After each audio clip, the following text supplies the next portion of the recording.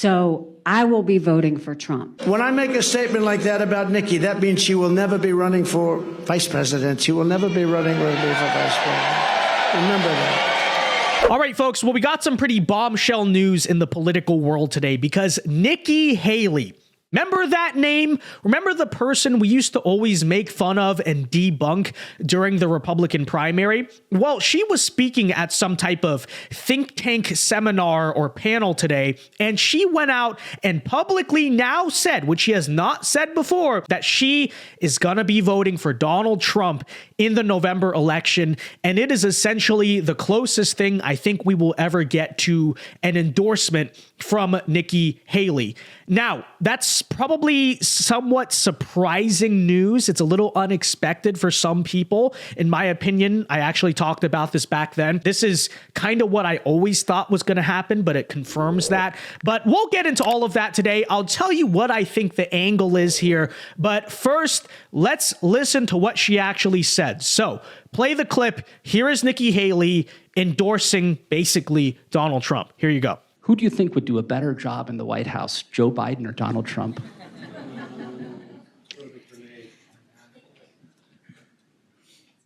As a voter, I put my priorities on a president who's going to have the backs of our allies and hold our enemies to account, who would secure the border, no more excuses. A president who would support capitalism and freedom. A president who understands we need less debt, not more debt. Trump has not been perfect on these policies. I've made that clear many, many times. But Biden has been a catastrophe. So I will be voting for Trump. Having said that, I stand by what I said in my suspension speech. Trump would be smart to reach out to the millions of people who voted for me and continue to support me. So yeah, again, maybe unexpected for some people, and don't get me wrong, it was a half-hearted endorsement at best, but it still basically is one. Now, with that said, folks, let me just go out there and say this right now. This is objectively a good thing that I celebrate, okay? I like this. And I know what you're saying. I can already hear the comment section coming to me saying, Vince, you were the biggest opponent of Nikki Haley during the primary. You went after her hard. And now what you're doing is you're just going to totally switch up your opinion on her because she's now voting for Trump, to which I say no. That's absolutely not what I'm doing. Let me be clear about this. Nikki Haley, in my heart and mind, is still a subversive neocon establishment loser who belongs nowhere close to power. But with that in mind, first of all, two things. Number one, I understand that this is politics, okay? Which, again, does not mean I want her to be close to power. I certainly do not want to see her have a position in the Trump White House, and if that happens, I'm going to criticize it. However, in the context of the election, we understand that this is a numbers game, and this is about coalitions. And Nikki Haley, like it or not, during the primary, did have a coalition. I mean, she was the runner-up in the primary. Now, one could make the case a lot of her voters were Democrats, and that's certainly true, but still, there are Republicans out there, and there are reachable independents out there that did vote for her. And so if we could add that to the Trump coalition, again, I'm not saying to platform her or put her on some type of pedestal, but this comes down to numbers. If we can add even the smallest amount of numbers to the Trump campaign, then we'll take it. Okay, that's first and foremost. And I think most people are mature enough to understand that. But the second point here is way more important.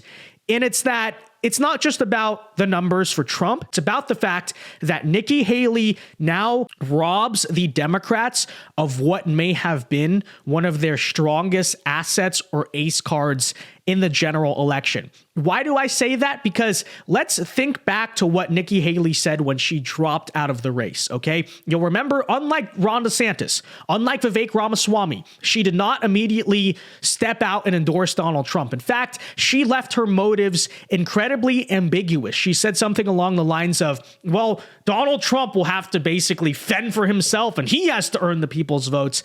And it kind of left an open door to like, what is Nikki Haley going to do? Let's play that really quickly to remind everyone the context of why I say now the Democrats, I'm sure, are very disappointed by this news. I have always been a conservative Republican and always supported the Republican nominee. But on this question, as she did on so many others, Margaret Thatcher provided some good advice when she said, quote, "Never just follow the crowd. Always make up your own mind." It is now up to Donald Trump to earn the votes of those in our party and beyond it who did not support him. And I hope he does that. At its best, politics is about bringing people into your cause, not turning them away. And our conservative cause badly needs more people. This is now his time for choosing. So that's where we last left off. Nikki Haley's motives are unknown. What is she going to do? I'm sure a lot of Democrats definitely hoped that she would run third party. And there was actually some speculation about her joining the no labels ticket with Joe Manchin a couple of months ago. That sort of faded out or fizzled out. But even then, if she just went out and helped Biden by saying she's not going to vote for Trump, maybe become a CNN contributor or something like that, that would have added points to the Democrats' strength. I'm not so much just happy that, hey, Nikki Haley has our endorsement, you know, she's on our side. It's more so, again, I don't really care for her, but it's more so she's not on their side. She's not going to be working against us. And today, her announcing that she's going to vote for Donald Trump is just, I think, another chapter in something that we've already lived out with the likes of Ted Cruz and Marco Rubio 8 years ago. She did raise her hand in that Republican debate and said that she would vote for a convicted felon if Donald Trump was found guilty. And today is evidence that she's sticking to her word. We need shrinks and cult experts to explain this, because with what you're reporting, it doesn't make a lick of sense to me, and it's so recent. I mean, J.D. Vance in 2015 said something similar, but for her and her husband to both been feuding publicly with him just days and weeks before endorsing him is inexplicable to me at a human level. Unbelievable. Now, that comes with a caveat. Is she actually going to be on our side? Because I do have to report this. I was actually going to do my own video on this. And then today we got the news that she went out and said she's endorsing Trump. So whatever, but I will just point this out. So earlier this week, a lot of speculation actually grew that she was going to try to attempt some type of coup at the RNC, because we have Midi Randhawa.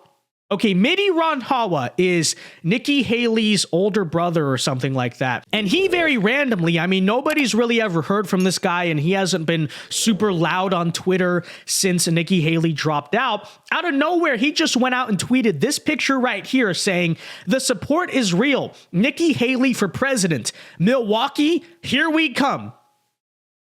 And of course, you're looking at that saying, what does that mean? I mean, she dropped out.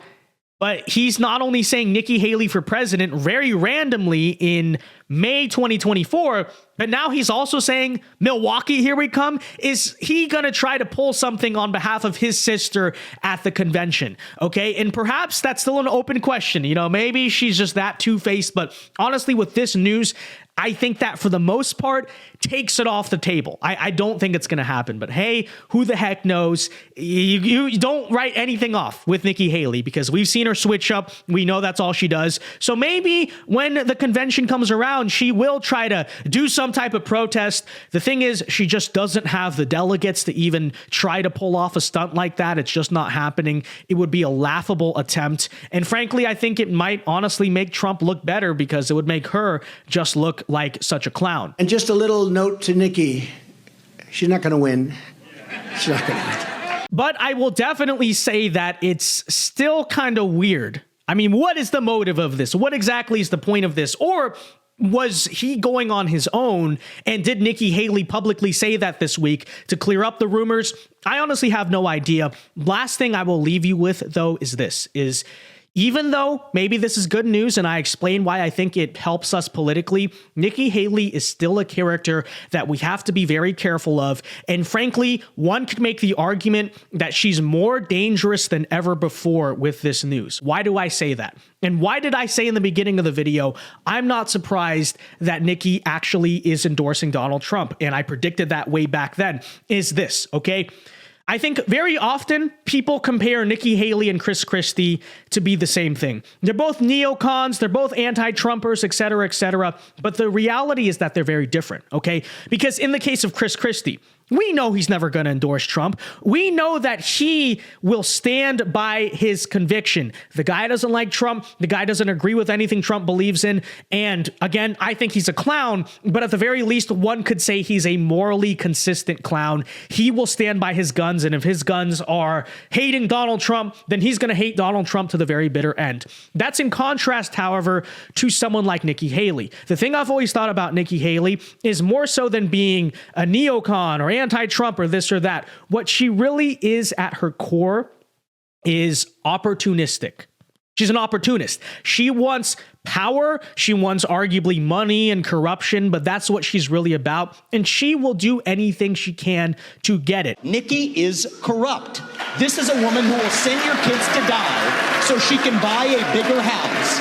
This is the problem. Using identity politics more effectively than Kamala Harris is a form of intellectual fraud.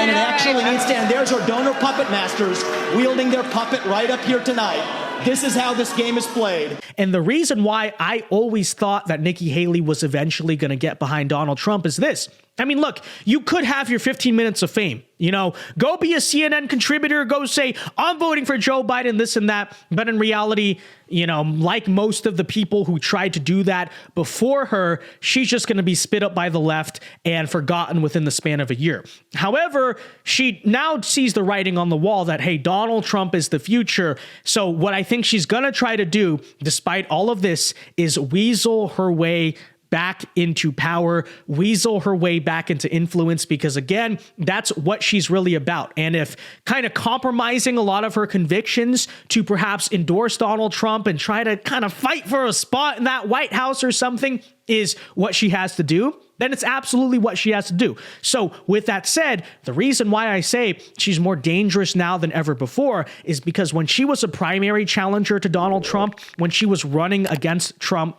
we knew, and most Trump supporters, I'm sure, knew where her loyalties really stood. But now she's on Team Trump. Hey, now she's going to kind of figuratively put on the MAGA hat, now appear to be one of us. Be very careful, because in my opinion, her angle here is, hey, be on the winning team in the November election, then try to get a spot back into power, maybe a secretary or a cabinet or something. And then next thing you know, 2028 comes around. She's one of the GOP frontrunners. Trump will not be in the way, and perhaps she can try again. We need to be very careful about that, folks. If Nikki Haley is in this administration in any capacity, it will fail.